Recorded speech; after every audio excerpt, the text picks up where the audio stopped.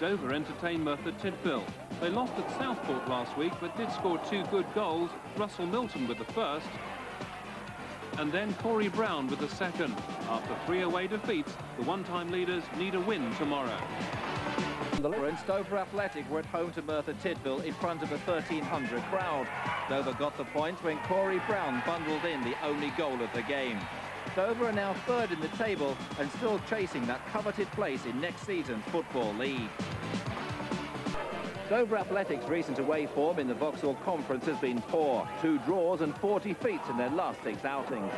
But they got it right at Yeovil on Saturday, Tim Dixon giving Athletic a 15th minute lead. They made it 2-0 on the stroke of half-time, a Jason Bartlett corner, Ian O'Connell's header. Another corner midway through the second half secured the victory, the decisive header this time coming from David Leworthy. The Kent team blotted their copybook just once, conceding a goal 8 minutes from time. A good result for Dover, though, still third in the table and closing the gap on the leaders. Dover Athletic's away win last weekend kept them in third place in the Vauxhall Conference and still in the chase for Football League status. Tomorrow they take on Bath City at the Cravel Ground. The West Country side has won 2 and drawn 4 of the last 6 away matches, so Dover won't find it easy. But the Kent team have been unbeatable at home, 7 wins out of 7, with Merthyr the latest victims. Not surprisingly, Dover will fancy their chances tomorrow. In the Vauxhall Conference, Dover went a goal down to Halifax in the 10th minute, with Jamie Patterson the scorer. That cause wasn't helped when their goalkeeper Maurice Munden went off injured after just 20 minutes. 19-year-old Junior Lewis took over. Dover equalised early in the second half when David Leworthy was brought down and he scored from the penalty spot. But 10 minutes later, Jason Peake took advantage of a free run on the Dover goal to recapture the lead for Halifax. Dover 1, Halifax 2. Dagenham and Redbridge was called off, but they're still very much in the race for the Vauxhall Conference title. Saturday's game was hard work. Dover forced to fight back from 2-0 down to beat Bromsgrove 4-3. Joe Jackson popped up to snatch the points 8 minutes from the end, to the obvious delight of his teammates. When Dover met Northwich at the Cravel Ground earlier this season, they won 2-0. Corey Brown and David Leworthy getting the goals. The Cheshire side aren't one of the strongest in the Vauxhall Conference, so Dover might feel they can repeat the result away from home tomorrow. Brown and Leworthy are still good bets to score. Leworthy's strike against Bromsgrove at the weekend helped Dover end a run of 5 matches without a win. Dover's decline in the Vauxhall Conference continues. A home defeat at the hands of Telford leaves the Kent side down in 9th place and 9 points off the lead. Colin Taylor scored the only goal towards the end of the first half. Dover now with just 1 win in their last 7 matches. Dover's form has been erratic in the extreme over the last month, but they completed a clean sweep for our side with victory over Stafford. Russell Milton opening the scoring just after the break with a cracking shot. Victory was secured 3 minutes later, with Dover moving back up to 6th in the conference table, 6 points behind leaders Kidderminster, but with the game in hand. Ian O'Donnell, the scorer of the second goal. Dodgy form with a convincing win last week over Stafford. An away trip to a Whitton side just 3 from bottom could provide 3 more points for Dover's kitty, providing of course they can maintain their determination to embarrass officials who've blocked their path into the Football League. Dover progressed too in the FA Trophy. They travelled to Kent rivals Welling for a second-round tie. Dover took the lead just before half-time. Jason Bartlett, the scorer, direct from that free kick. 2 goals from Junior Lewis in the space of 6 minutes ensured a Dover victory. Before the match was an hour old, he'll be particularly pleased with this, his second. Welling pulled one back through Terry Robbins, but it's Dover who went into today's draw. They were drawn to play Sutton United in round 3 on Saturday, March the 5th at Sutton. You can't keep a good team down, and Dover have returned to form with 3 victories on the trot. That sequence started with a home win over Stafford. Tomorrow, the 2 sides meet again in the Midlands. Dover are still in contention to win the Vauxhall Conference. Victory will leave the Kent club just 3 points behind leaders Kidderminster. Dover Athletic are involved in the FA Trophy. Having won at Welling 3 weeks ago, they now take on Sutton United in the third round. Jason Bartlett hit the first goal at Welling. Junior Lewis added a couple more. A win tomorrow would leave Dover needing 2 more victories to reach the Wembley final. Vauxhall Conference Dover were aiming to reach the last 8 of the FA Trophy. They face Sutton United in a third round replay. A home quarter final awaited the winners, a Wembley final beckoned, but it wasn't to be for Dover. A goal down after 16 minutes, David Jones the scorer. Hope was restored midway through the second half though, a Dover equaliser from Corey Brown. But Ollie Mora regained Sutton's lead 5 minutes later. Another equaliser from Brown, this one in the 81st minute, sent the tie into extra time. Dover's ambitions were ended 4 minutes into the first period, Jones with his second of the game. And furious Dover manager Chris Kinnear is now threatening a wholesale clear-out of players if they don't shape up. Dover are away to Halifax, a side that beat them in Kent just before Christmas. David Leworthy equalised from the penalty spot in that match, but Dover conceded a long-range second-half goal to lose the game. Current form has earned Dover just 8 points from the last 18. They could well collect 3 more from their first ever game at Halifax's Shea Ground. In the Vauxhall Conference, Dover took an early lead against Stalybridge Celtic. Colin Bluden was the scorer. But 2 minutes before half-time, Ian Harold equalised, and that's the way it stayed. Dover won, Stalybridge won. Dover travel to Telford tomorrow, still rowing their latest defeat at home to Championship chasing Kettering. While Dover failed to take their chances, Kettering took theirs, with the only goal of the game coming 16 minutes from time. Robin Taylor, the scorer. Dover remains 6th, but they're now among the also-rans. In the GM Vauxhall Conference, Alford gave Macclesfield the lead on Saturday. Dover levelled the score with 7 minutes to go through Russell Milton. But the Kent club were unable to hold on for the point. Alford snatched victory from the penalty spot, with Dover going down 1-0 at Kettering yesterday. Dover have gone 5 Vauxhall Conference matches without a win. Andy Wallace helping Yeovil become the latest to beat the Kent club. The Somerset side sealed victory thanks to some dismal Dover defending. Mark West beating the keeper at his near post. Dover 0, Yeovil 2. Margate in the blue shocked Dover in the final of the Kent Senior Cup. Billy Plews giving the Beta Home Southern Division team the lead. Placed 2 divisions higher, Dover rallied in the second half, with Colin Bluden equalising in the 58th minute. But with the game heading for extra time, Margate substitute Joe Brain struck with his first kick of the game. It's only the 4th time Margate have won the Cup, the last was 20 years ago. Well, Dover footballer Corey Brown is on the verge of a move into the big time with Charlton Athletic. The big striker was a consistent scorer for Dover last season in the GM Vauxhall Conference, and he's continued to score during a trial with the First Division club. He was on the score sheet in Saturday's 3-1 win against Welling. Dover made a superb start to the conference season, and with their ground now up to league standard, they'll be going all out to win the title. And with David Leworthy again looking lethal with both goals against Telford, they'll take some stopping. Bowlers have started off the season in superb fashion. They won 3-0 at Stevenage last night to go top of the GM Vauxhall Conference. Dover were quick to get into their stride against newly promoted Stevenage, who did their best to obscure our view of the action. No problems, though, for David Leworthy, who scored after just 4 minutes, and a really good goal it was, too. It was his 3rd goal in just 2 games, and Stevenage had more problems to contend with. Just 2 minutes later, Tony Eales made it 2-0. While Dover saved the best till last, a wonderful piece of skill by Colin Bluden made it 3-0, and that was midway through the first half. 5 goals in 4 games make David Leworthy the hottest property in the Vauxhall Conference. But for the first time this season, Dover failed to take maximum points. Dave Walker's own goal giving Yeovil a point they could hardly have expected against the league leaders. 12th minute, a Tony Eales header. But 3 minutes later, Halifax had equalised and Dover slipped to 3rd place in the Vauxhall Conference. Tomorrow, Dover Athletic go to Surrey for the first qualifying round of the FA Cup. Whiteleaf are their opponents. Dover lost their Vauxhall Conference unbeaten record in midweek at Dagenham and Redbridge. The defeat took them down to 7th place in the table. Well, finally from sport, the sad news that Dover midfielder Barry Little has died at the age of 30. He'd been fighting a long battle against illness. Barry was Dover's captain 2 years ago when they won the Beta Holmes League, but he contracted the illness before being able to play in the Vauxhall Conference. Vauxhall Conference Dover Athletic have sacked their manager, Chris Kinnear.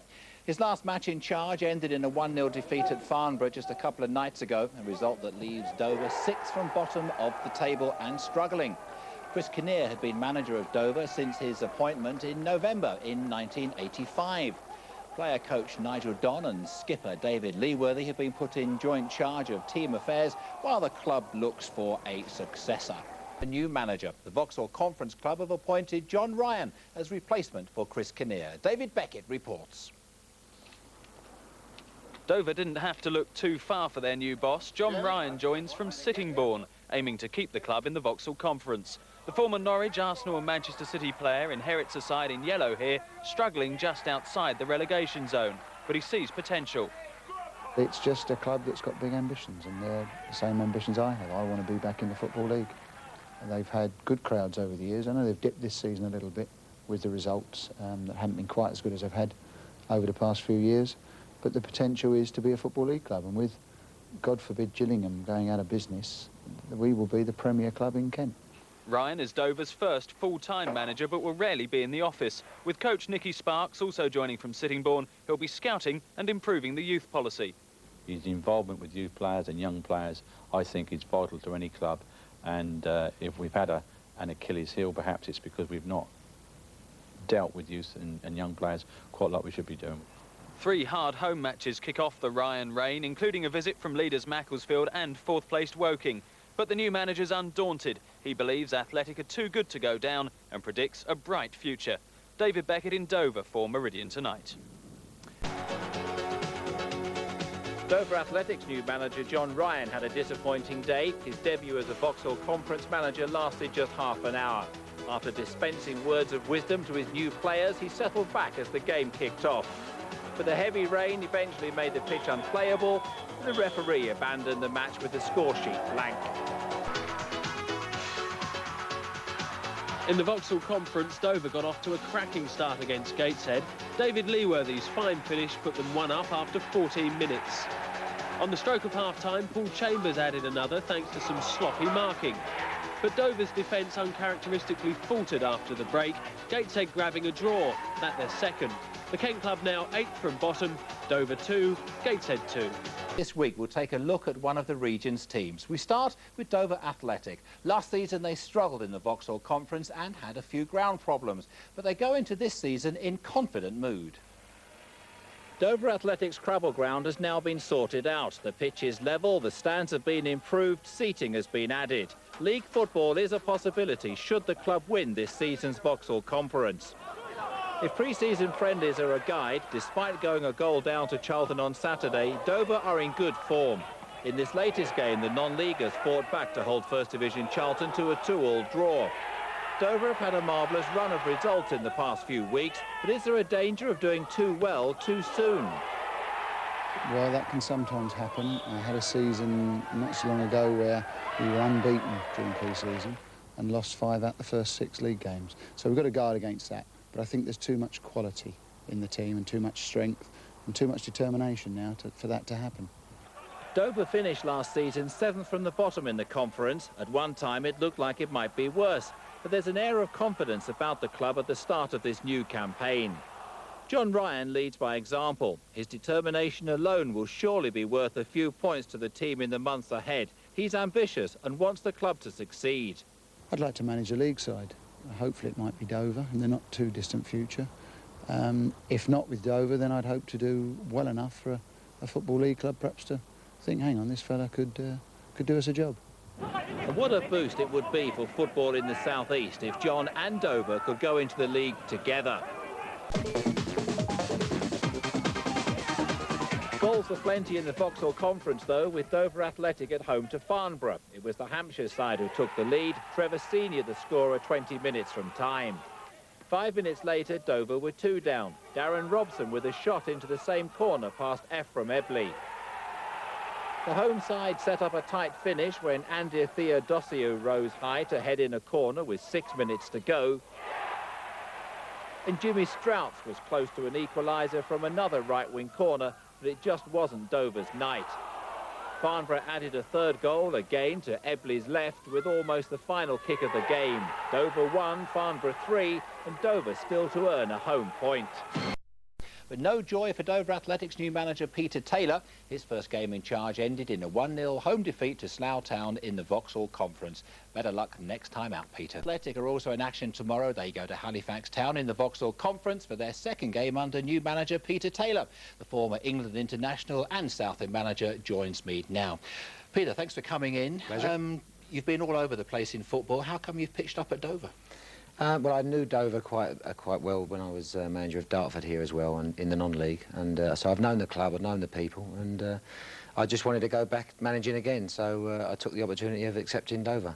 Early days, of course. First game, not the wonderful start you might have wanted. I wasn't expecting anything different, to be honest with you, Jeff. That they're a team that's lacking confidence. They're a little bit too easy to play against. So, but they're things that we can work on. They're a little bit quiet as well. So I might need you in the dressing room.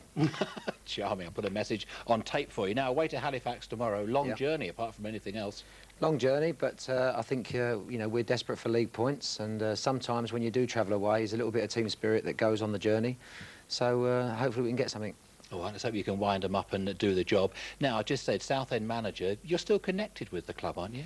Yeah, I've been working at Southend since July, really doing the Centre of Excellence, which is the under-11s to under-16s. I've enjoyed that, and I'm really trying hard to stay there, and I've made a commitment to the club and the parents, and I'm desperate to stay there, and Dover are quite happy with that.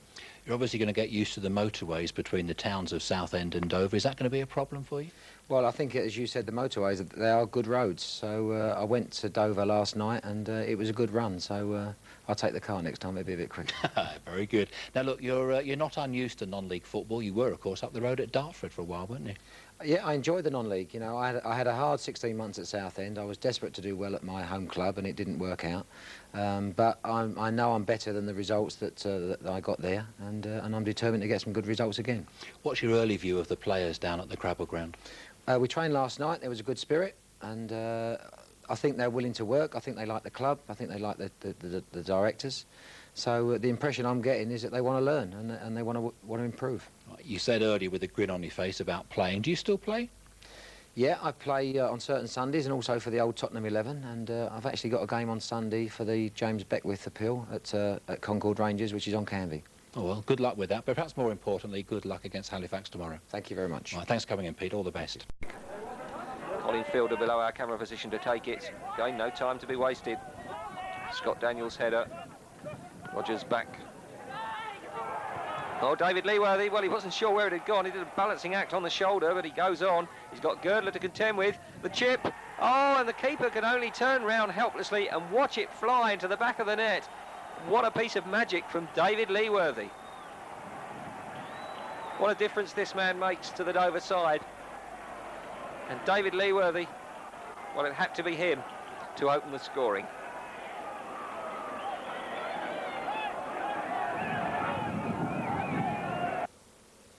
Well, as we look at the replay, Russell Milton had played this ball through. It dropped for David Leworthy. He was on a run. I think perhaps the wind might have caused it to descend a bit sooner than he was expecting, but while he was looking around for the ball, it just invitingly dropped over his shoulder. And then it's accelerate hard, and just one thing in mind, and that's the net ahead of him. Stuart Girdler was making ground, and David Leworthy had to just dispose of that challenge first of all. Just feigned to go one way of Girdler, managed to wrong foot him, and that gave him, once again, using his pace, the opportunity to open up the chance for the shot. And here's this beautiful little chip. He noticed that Lawrence Batty was standing off his line, and Batty, just frozen to the spot, couldn't move, just helplessly just turned the head and saw it float underneath the bar.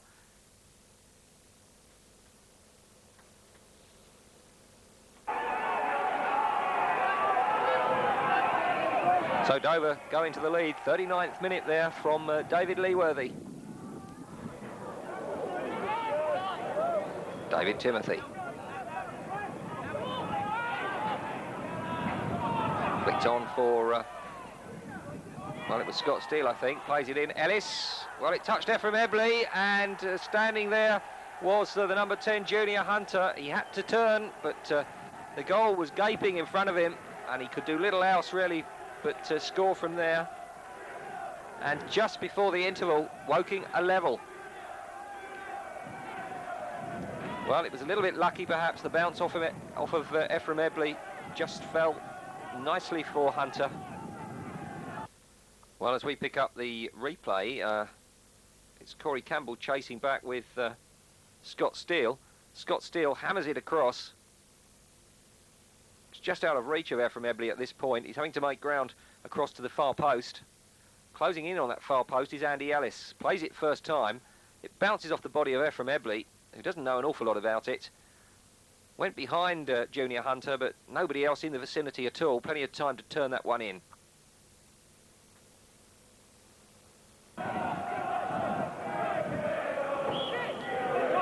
Well, all square then. 45th minute goal from Junior Hunter. Little chip from Russell Milton. Characteristic little chip. Pilkington. Leworthy. Oh, Leworthy still. And it's a goal from David Leworthy. Well, the man makes it look simple. Two defenders there confronting him. And again, he just did that little jig.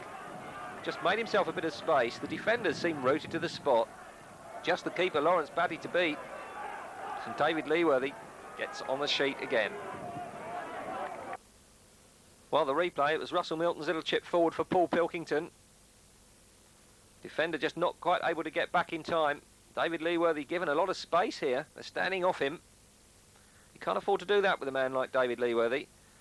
But a lot of players would have been tempted to shoot. The defenders have committed themselves to the shot here, and then David Leworthy, completely fooling both of them, made the space. The advancing keeper, well, just couldn't do anything about it.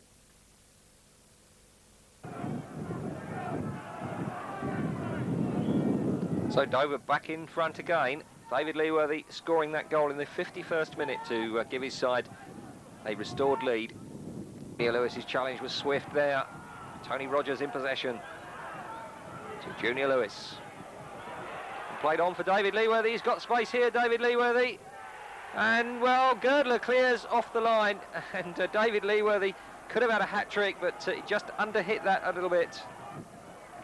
A little bit more beef behind it, and it was going to be a goal. Still pressing on through Junior Lewis now. Past Girdler. Lewis's shot drifts across. Still in play. Walker. Walker.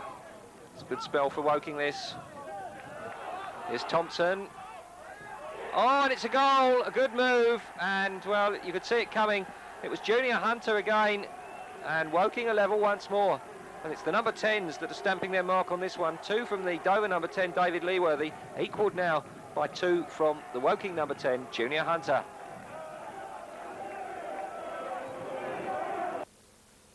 Well, we look at the replay then. Lloyd Y playing the ball out to Clive Walker. Now it's neat work here from Clive Walker. Lloyd Y goes on the overlap.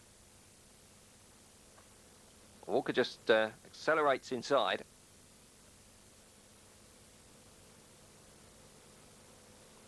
Plays it through for Steve Thompson. Found some space there, Steve Thompson. A little bit too much for the Dover defender's liking, I think. Had time to pick his spot. And Hunter there, again, almost unmarked in the middle.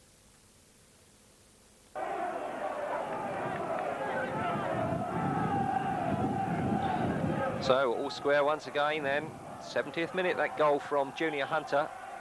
Pilkington. O'Brien outside. And that's O'Brien there.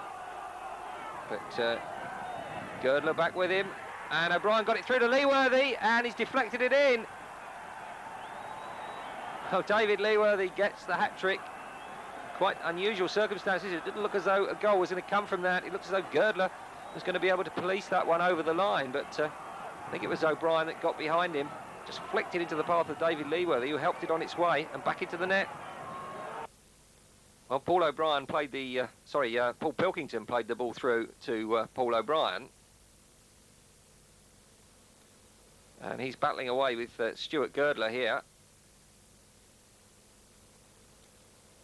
Now, Girdler thinks that he can just watch this one go over the line, but really, from that distance out, it's always a risky manoeuvre.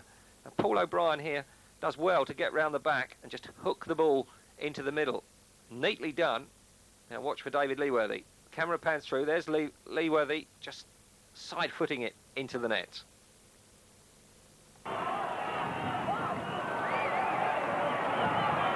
Right, over back in front again for the third time in this match.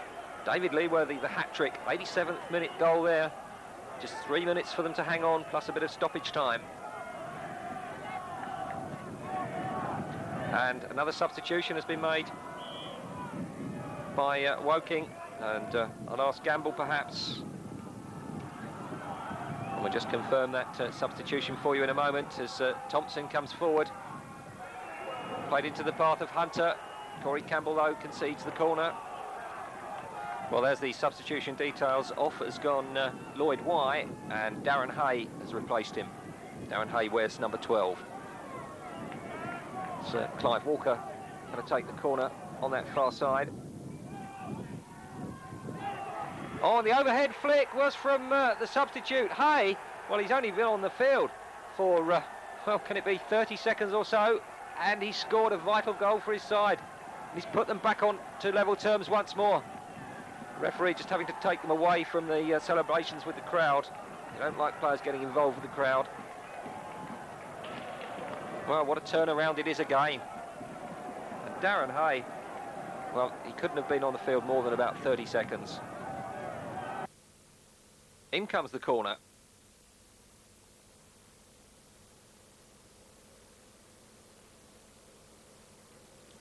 It was David Timothy that got the first header in there. And it falls for Darren Hay. Spectacular overhead kick. Out of reach of Ephraim Ebley, in off the post, in fact.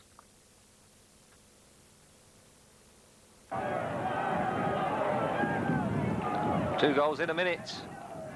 And Darren Hay, an excellent piece of tactical deployment there by the Woking manager. Comes on and scores a vital equaliser for his side.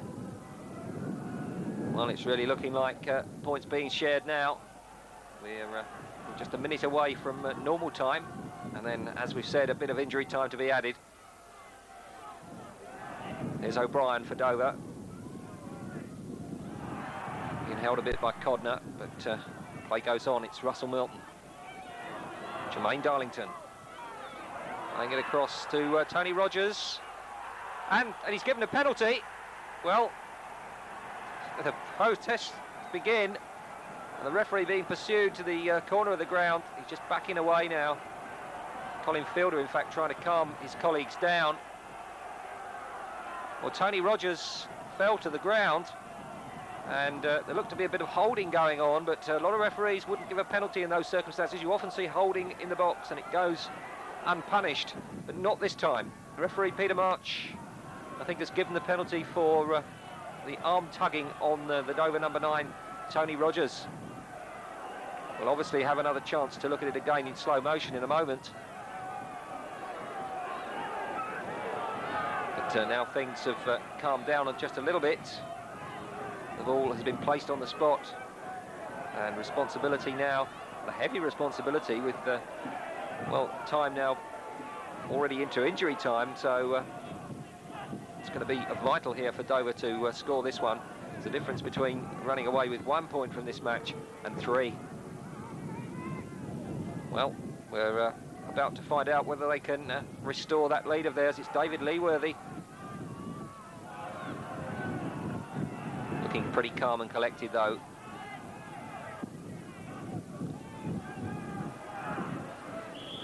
David Leworthy then. And he scores. So Dover back in front again, and, well, what a topsy-turvy game this has been. 4 goals for David Leworthy. We'll just have a look and see whether we can look at the reason for that penalty. Russell Milton plays the ball out to Jermaine Darlington, who's given a lot of space here. And just a little flick. Now let's watch Tony Rogers. Well, yes, the defender's definitely got hold of his arm. Definitely had hold of his arm, and it was Stuart Girdler, in fact.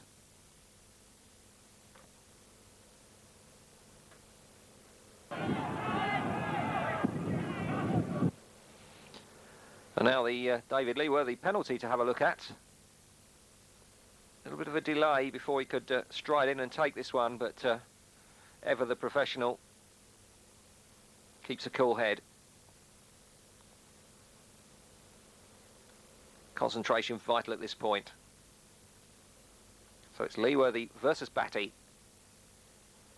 Well, Batty guessed it right, but it was just too high for him.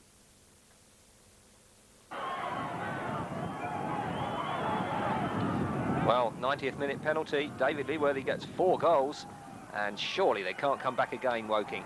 Or can they? And not giving it up, certainly. Here's Thompson for them. Junior Lewis with him. Here's Hay, the hero a moment ago, but that's been just a little bit forgotten now as Woking find themselves behind again. And whistles from the crowd. And you wouldn't expect anything else, would you? And the villain of the piece at the moment, Stuart Girdler, takes the throw. Junior Lewis. Thompson dispossessed by Lewis. Codner across there with David Leworthy.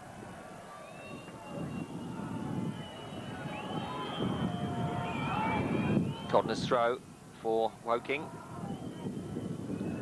Here's Hunter. Corey Campbell with him. Unable to get the cross in. Hunter, it was blocked. Woking throw, far side. Hunter leaving it for Robert Codner.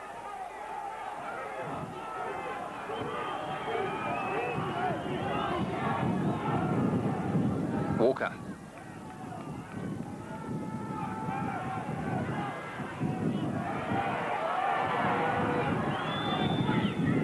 It in.